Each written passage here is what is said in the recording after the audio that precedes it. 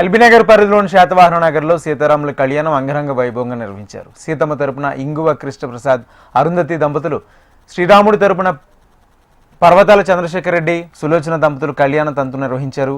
శాతవాహన నగర్ సంక్షేమ సంఘం సభ్యులు, కళ్యాణ మహోత్సవ నిర్వాహకులు ఎన్ జగదీష్ రెడ్డి, ఆర్వై భరత్ కాంత్ రెడ్డి ఆధ్వర్యంలో రామయ్యకు భద్రాద్రి నుంచి తెప్పించిన ముత్యాల తలంబ్రాలు సమర్పించారు. కళ్యాణం అనంతరం భక్తులకు తీర్థ ప్రసాదాలు అన్నదానం చేశారు.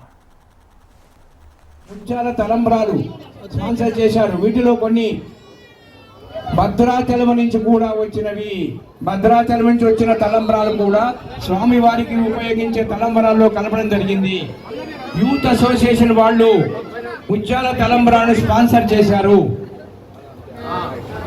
తలంబ్రాలను వాళ్ళు స్పాన్సర్ చేయడం జరిగింది.